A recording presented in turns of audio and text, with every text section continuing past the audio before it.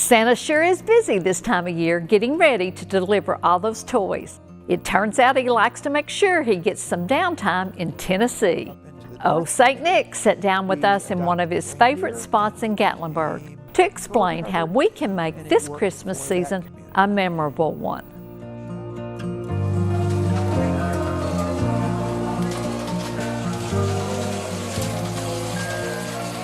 You know, there's a lot of folks ask me, how long have I been doing this? It's been 1800 years.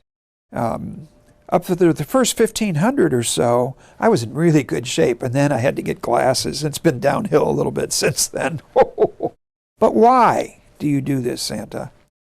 Well, sharing and caring for others and trying to anonymously give presents, although the word's out now. It was such a magical experience for me that I've continued to do it all this time, and I encourage others to help me in my endeavors. And sometimes moms help, sometimes dads can help. Grandparents have been big helps at times over the years. And it's times when I can't quite get to everything that needs to be done, there's others out there that will help me. And that is why I can keep doing this. Well, we're in East Tennessee, actually Gatlinburg, Tennessee, next to the Great Smoky Mountains National Park. And I'm here because my elves said I need to get away from the workshop. And I was looking for a place to go that would be beneficial so that while I'm not at the pole working, I'm still working. And the work that we can do here is visit with children year-round and from all over the country and from around the world, because there's so many visitors to this part of the country. So by visiting with the children early in the season, we get a better idea of what toys need to be made and what colors might be popular. We're in a store in Gatlinburg called Santa's Closet, and the folks at Santa's Closet are kind enough to give me space in this shop that I can have my chair and some of the things from the North Pole, make me feel comfortable, and it gives the children an idea of what the North Pole sort of looks like. Ready? Hey, Liv, tell them what today How is. have you been? My birthday. Today is? Well, happy birthday. Lots of folks that come here wonder, why is Santa here so much? And I wondered that for a while too, and finally the elves broke down and told me why they keep sending me here. Is I micromanage, so sometimes I watch over their shoulders a little too close, and they assured me they can handle it. And one of the presents they got me to encourage me to go away is on my jacket, I have black bears. They're gold, but they represent the black bears here. And so I knew that was a sign that this is where I was supposed to be. Here in East Tennessee it's wonderful. The national park, for one, as I do like hiking in the park. Rafting is very popular. Santa did that. Santa's not going to do that very often because he's getting a little too round for rafting. I've been ziplining quite often. Merry Christmas from Gatlinburg. Gotta go! That is another leap of faith to step off those towers and go. Merry Christmas! Ober-Gatlinburg is wonderful because I do get to experience some of the North Pole snow. And they start making their own snow pretty early. So you can go tubing, which we've done that. Tubing is a little tough because you got to get back up again. Getting down's fun. I ski at Ober. Gatlinburg's Christmas parade is the first Friday in December every year, and it's a wonderful parade. One of the things that Santa is known for, and it's really my job, I guess, is determining the naughty and nice. But we have the nice list and we have the naughty list, unfortunately.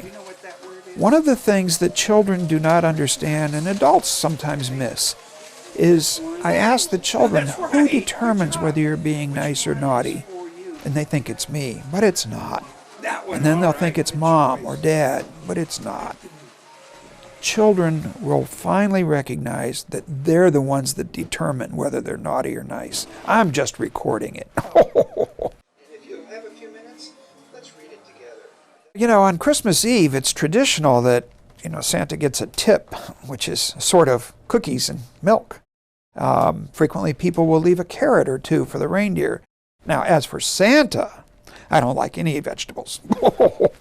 But cookies are my thing, and the reindeer and I have a deal. They'll get the vegetables, I get the cookies, and we keep it that way. Now, cookies, everybody has a favorite, and there's only two kinds that Santa eats. That's homemade and store-bought. But my absolute favorite is a homemade sugar cookie. And that's where Mom or Grandma and the child makes the cookies for me a day or two before Christmas. And in different shapes with the color sprinkles. No icing, it gets caught in the mustache. One of the things that I would like to see happen when folks are getting ready to make a visit with Santa is that they allow sufficient time to do so. When you have a long list of things to do, and we all do at the holidays, but when you have a long list, squeezing in that Santa visit, particularly with a young child, can be very stressful for the children. Santa, like most of us, has a very long list of things to do every year at Christmas time. I have a lot of people that I just would not want to disappoint. And you in your whole household and you and your family have a lot of things that you want to do also. But if the holiday is not as much fun for you as it used to be, it's up to you to make it fun again. Oh. Well, that's pretty noisy bells. Well, you don't have to yank it so hard. I didn't know. I figured it was when... When you were little, you had that sort of enthusiasm too. And you might take my suggestion, is just drop one thing. Just take one thing out of your schedule and see if that's enough to help you have extra time to enjoy the holiday. Look at that. From 2014. Pretty cool. We have many families that come back and visit me specifically year after year. And it's interesting watching the children grow, and then they bring their children to visit. It's a responsibility, and I take it real serious. I want to hear about how you're doing, about what you want for Christmas, things that you've been successful in the past year. They always tell me what they want for Christmas, but at a certain age, we start talking about or asking them to think about what they can do for someone else at Christmas. It's the neighbor needs something, or a coworker, or a fellow student. What can you do for someone? And then, whatever it was you did, I want to hear about it next year. And the kids come back and tell me what they did, what their project was. And that's great. That's the Christmas spirit for me.